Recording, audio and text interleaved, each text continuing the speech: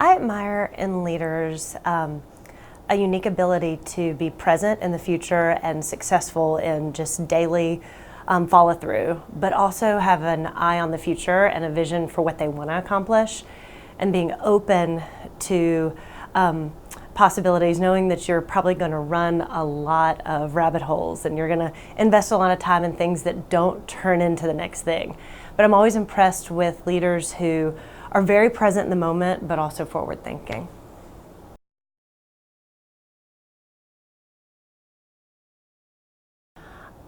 We were just discussing the Brené Brown book, and I love what she says about when you're uncomfortable with something to get closer to it, because it's hard to hate up close.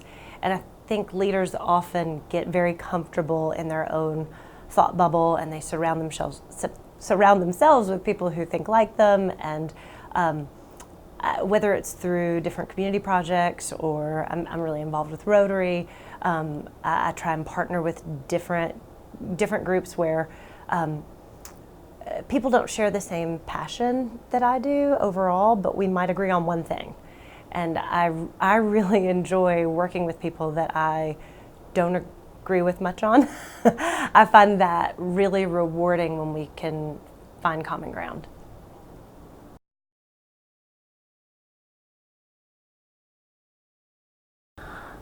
I am still working on how to overcome accepting my own limits. And I am a judge, and so I have this gavel, and I'm fond of saying it's a gavel, it's a piece of wood, not a magic wand. And that there are just limits to the choices that you can make for people. I work with juveniles, I work in misdemeanor court with a lot of folks suffering with addiction. And as hard as I may try to modify people's behavior and incentivize positive behavior, it doesn't always work. And to accept that failure and to try again in a different way. I'm a fan of the Thomas Edison quote that I haven't failed, I've just found 1,000 ways that did not work.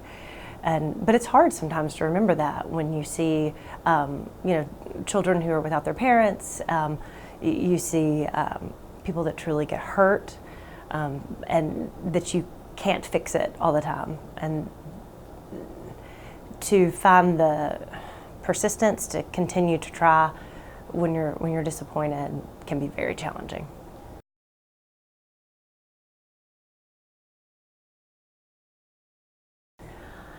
If I'm very honest, I think every day of my life since I was born, I was preparing to be a lawyer. My father was an attorney, my mother was a teacher, and both my parents were very community-minded. And I'm so grateful. I have so much gratitude for the little things that I was really involved in community theater. I was always involved in 4-H public speaking. And I think that credit goes to all of those volunteers that helped me with those projects and gave me the confidence to be able to present in public and not be afraid of standing in front of a crowd. And I think that's important. If I look professionally to the one thing that helped me prepare the most, it would have to be UT Law School. To come and work with such amazing mentors and my classmates that I continue to interact with professionally. I'm always thrilled to see one of my classmates come through my court. It's just a really outstanding place, and still, whether I'm at a conference and I'll run into one of our professors, I'm so proud of the foundation that I got here that I continue to rely on for my growth.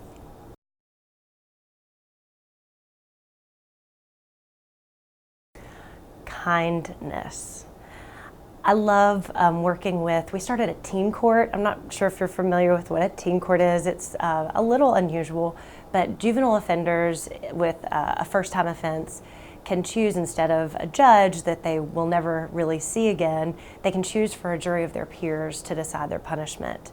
And nationally, it's proven very effective to reduce repeat offenses, because juveniles care more about their peers and their opinion of them than someone that they may never see again. And so it's proven really effective, but I get to train our teen court, and as practice, we also participate with the state mock trial tournament. So that group is a wonderful group of young people that I get to spend a lot of time with. I also get inspiration from a lot of my juvenile delinquents. I do. There's some really outstanding kids, and you see brilliance and you see resilience. I am so encouraged by the next generation, but it's the kindness that stands out to me. There are a lot of ambitious and very smart young people, but the truest measure to me of a leader is someone who treats their peers well.